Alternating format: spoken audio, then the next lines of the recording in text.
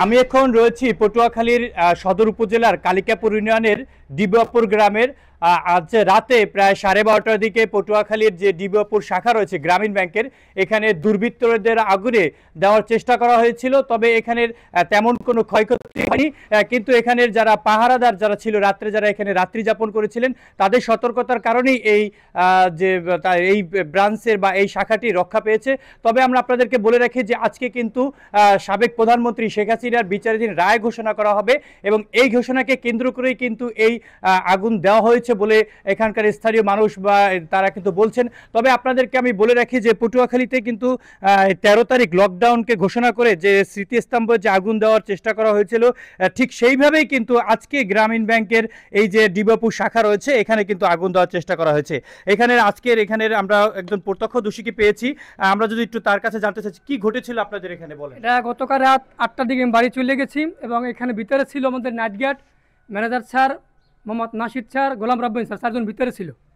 তাই এরা তো দোতলায় থাকে আর নিচে নাইট গেট থাকে, উনি ছিল সামনের ওই গেটে। যখন লোকজনের শব্দ পায় তখন যারা প্রত্যক্ষ যারা যে আগুন যারা দিয়েছে তারা আলাপ পাওয়ার পরে ওই দিকে না দিয়ে পিছন দিয়ে ঘুরিয়ে এই গেটে দিয়া তারা পালিয়ে যায়। তখন ওই নাইট গেট আলাপ পাই যে আগুন জ্বলতেছে, তখন সেই বাসিতে সিটি তোর পরে লোকজন নামছে, উপরে ম্যানেজার স্যার নামছে, আরও যে দুজন স্যার ছিল তারা নামছে, নামার পরে তারা পানি নিয়ে আগুন নিভেই ফেলাইছে। এই আমরা শুনছিলাম এখানে যে প্রত্যক্ষদর্শী যিনি রয়েছে তিনি বলছিলেন যে এখানে যে কিভাবে আগুন নিয়ন্ত্রণে আনা হয়েছে এবং কি করেছে। আমরা যদি আপনাদেরকে বলে রাখি যে পটুয়াখালীর এই ব্রাঞ্চের এখানে পাহারাদার হিসেবে এবং ব্রাঞ্চের ম্যানেজার সহ 4 জন কিন্তু এখানে ছিল, তাদের উপস্থিতিতে। এবং আমরা দেখেছি যে আইন শৃঙ্খলা বাহিনীর তাদের সাথে আমরা কথা বলেছি, তিনি আমাদেরকে জানিয়েছেন যে তারা এখানে ডিউটিরত অবস্থায় ছিলেন। তবে এখানে পটুয়াখালীর সদর উপজেলার ভিতরে আরও একটি ব্রাঞ্চ রয়েছে, বদরপুর ব্রাঞ্চ, এবং সেখানে তারা কন্টিনিউ আসা যাওয়া করার ফলে তার মাঝখানে তারা এরকম আগুন দেওয়ার চেষ্টা করা হয়েছে। পটুয়াখালীর সদর উপজেলা থেকে এই ছিল আমার কাছ থেকে সর্বশেষ সংবাদ।